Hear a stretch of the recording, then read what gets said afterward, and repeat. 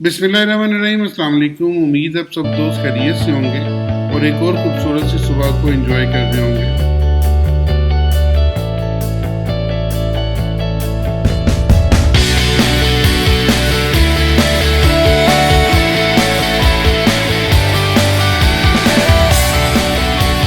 आज हम देखेंगे कि मार्केट 13 मई से लेकर और 20 मई तक किस तरह से परफॉर्म करेगी। हमने मार्केट में कौन सी ट्रेड लेनी है। आपको अब सिर्फ एक ही वीडियो मिल रही है जो कि वीकली वीडियो है। दरमियान में थोड़ा सा तातुल आया हुआ है। मैं आपको पहले बता चुका था कि मेरे वालिद साहब की तबीयत थोड़ी ख़राब है, जिसकी वजह से मुझे ज़्यादा टाइम उनको देना पड़ता है। तो इस वजह से इसको मेरी मजबूरी समझ कर बर्दाश्त कर लीजिएगा कि जब तक उनकी सेहत बेहतर नहीं होती तब तक हो सकता है कि सिर्फ आपको एक ही वीकली वीडियो मिला करे। ये मेरी थोड़ी सी मजबूरी है और इसमें थोड़ा सा उम्मीद है कि आप लोग इसको कॉम्प्रोमाइज़ करेंगे मेरे साथ। अब चलते हैं, देखते हैं कि मार्केट इस हफ्ते में किस तरह से वर्क कर रही है और हमने मार्केट में क्या अपनी ट्रेड लेनी है। मंडे वाले दिन कोई ख़ास ट्रेड नहीं है, कुछ भी नहीं है, पुरस्कून डे है। तो मंडे को मार्केट जो सी वो रूटीन में चलेगी और इसलिए मंडे वाला दिन आपका इतना ज़्यादा इम्पैक्टिव नहीं हो सकता। इसके अलावा अगर आप नेक्स्ट डे देखें ट्यूसडे वाले दिन, तो ट्यूसडे वाले दिन बड़ी न्यूज़ है जिनमें सबसे पहले जीबीपी की न्यूज़ आएगी और ये है काउंट चेंज है, क्लेमेंट काउंट चेंज है। और उसके बाद 5:30 PM के बाद कोर पीपीआई है। बड़ी न्यूज़ है, मार्केट पे इम्पैक्ट डालेगी। फिर 7 PM के ऊपर चेयर पाउंड की स्पीक है। ये चेयर पाउंड की स्पीक भी डेफिनेटली मार्केट पर असरअंदाज होगी क्योंकि आने वाले वक्त में फेड का जो रेट है उसका प्रिकॉशन दे रही होती है कि मार्केट किस साइड पे जाएगी। वेडनेसडे को बहुत बड़ी न्यूज़ है और वो है कोर सीपीआई और उसके बाद रिटेल सेल है, फिर सीपीआई है और फिर सीपीआई ईयर ईयर बेसिस पर है। डेफिनेटली सीपीआई आपको पता है कि मेन इंडिकेटर है और मेन इंडिकेटर मार्केट पर असरअंदाज होता है, इसलिए बड़ा हफ्ता है, बड़ी न्यूज़ है, तो मार्केट में एक बड़ा इम्पैक्ट आपको इस हफ्ते में देखने को मिल सकता है। अनएम्प्लॉयमेंट क्लेम है और ये है आपका नेक्स्ट डे में थर्सडे वाले दिन, और ये आपको पता है हफ्ते में एक दफ़ा लाजमी होता है, यानी कि महीने में 4 दफ़ा अनएम्प्लॉयमेंट क्लेम आते हैं और ये मार्केट पर तकरीबन 150 से 200 पिप का असर अंदाज होती है इनकी। उसके अलावा फ्राइडे को कोई ख़ास न्यूज़ नहीं है, तो ये हमारी न्यूज़ का डे है, न्यूज़ का बल्कि वीक है। तो इस वीक में बड़ी न्यूज़ है और बड़ी न्यूज़ पर मार्केट बड़ा इम्पैक्ट दे सकती है। अब चलते हैं, देखते हैं गोल्ड इस हफ्ते में किस तरह मूव कर रहा है और हमने इस हफ्ते में गोल्ड में अपनी क्या ट्रेड लेनी है। तो चलते हैं गोल्ड की तरफ और हफ्ते में गोल्ड का एनालिसिस निकालते हैं। इस वक्त मैं गोल्ड के मंथली चार्ट के ऊपर हूँ और मंथली चार्ट में आपने देखिए ये वाला मंथ जो सा ये भी पॉजिटिव चल रहा है। जब से मंथ स्टार्ट हुआ है तब तक इसने नीचे कोई आपको शेडो नहीं दिया और अप साइड पे इसका शेडो जो सा वो बहुत बारीक सा है। दिस मीन ये वाला मंथ जो सा है वो अभी तक पॉजिटिव जा रहा है और अभी तक चीज़ें आपकी पॉजिटिवनेस की तरफ जा रही हैं। लेकिन अब यहाँ पे एक बात जो समझने के काबिल है वो ये है कि ये जो सी इंड्यूसमेंट है, हो सकता है कि वीक में मार्केट अपनी इस इंड्यूसमेंट को पूरा करने के लिए जा रही हो।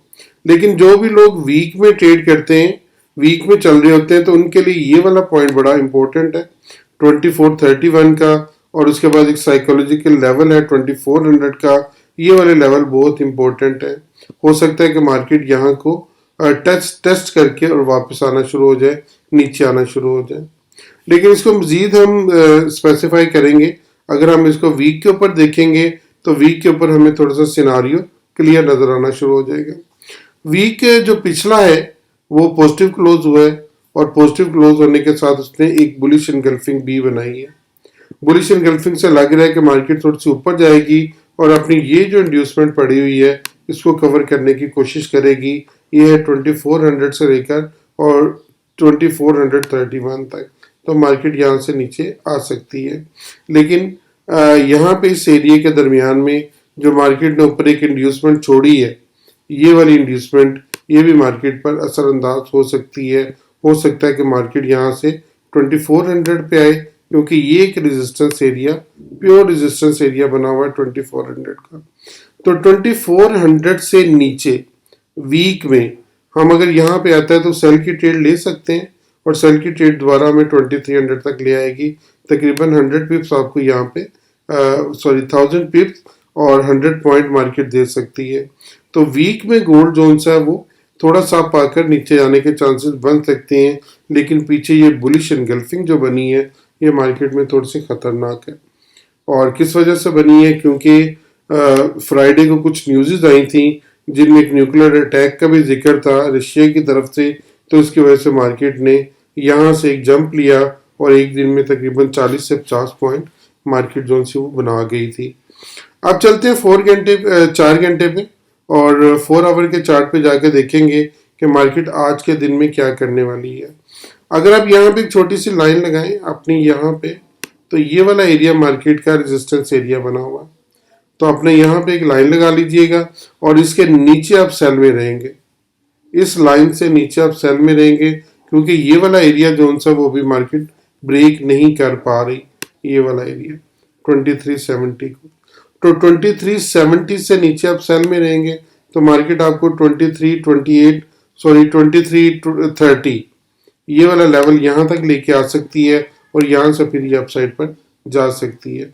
लेकिन आज के दिन में मार्केट आपकी डाउन साइड पे लग रही है और अगर अपसाइड पे आपको यहाँ पे 2366 पे या 2368 के करीब मार्केट मिलती है तो सिर्फ 40 पिप के स्टॉप लॉस के साथ आप इसमें डाउन साइड की ट्रेड ले सकते हैं। तो डाउन साइड पे इंशाल्लाह ये आपको बहुत अच्छी ट्रेड देगी। तो वीक में हम बुलिश हैं, मंथ में हम बुलिश हैं, लेकिन डे में आज के दिन में हम बेयरिश है। हो सकता है कि मार्केट यहाँ पे आके फिर आपको अपसाइड पर एक अच्छा टारगेट दे सकती है। और अगर मार्केट अपने इस एरिया को ना तोड़े, अब ये भी सेकंड सिनेरियो भी है, ये यहाँ पे नजर आ रहा है क्योंकि मार्केट कंफ्यूजिंग है। अगर आपको 2358 के लेवल को ये नहीं तोड़ती, इससे ऊपर रहती है, तो फिर यहाँ से भी आप बाई की एक ट्रेड ले सकते हैं जो कि 2377 तक लाजमी जाएगी। लेकिन यहाँ पे आप ये ख्याल रखिएगा, अगर मार्केट इस लेवल को नहीं तोड़ती 2357 को 58 को, तो आपने यहाँ पे बाई की ट्रेड लेनी है और यहाँ पे अगर एक स्टॉप लॉस हिट होता है तो फिर इसके रीटेस्ट के ऊपर आपने सेल की ट्रेड लेनी है। यहाँ पे एक स्टॉप लॉस हिट होने के चांसेस मौजूद हैं जो किसी वक्त भी हो सकता है। अब चलते हैं एक नजर देखते हैं यूएस ऑयल को। यूएस ऑयल हमारा क्या ट्रेड दे रहा है।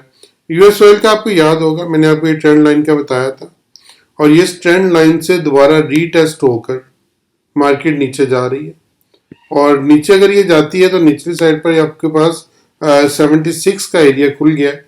अब ये 76 तक जा सकता है अगर ये इसके ऊपर आता है। जब तक इस लाइन से नीचे है, इस लाइन से जब तक ये 79 से ऊपर ट्रेड नहीं होता आप बाई के ट्रेड नहीं लेंगे।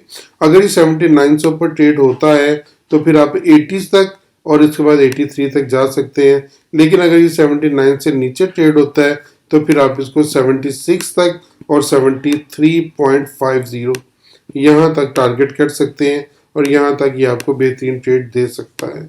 ये हमारा पॉइंट ऑफ व्यू था यूएस ऑयल में। और यूएस ऑयल जो सा वो मंथ में भी बियरिश है और उसके बाद वीक में भी बियरिश है, तो इसलिए आप इसको बियरिश देख सकते हैं। अब चलते हैं मतलब बीटीसी को देखते हैं, बीटीसी हमारा क्या ट्रेड दे रहा है। और बीटीसी अपने को जो लाइन मैंने बार बार आपसे कही थी कि लाइंस लगा लें और इस लाइन के ऊपर मार्केट के साथ ट्रेड करें, मार्केट आपको बेहतरीन ट्रेड देगी। 64 से नीचे हम इसमें बियरिश थे।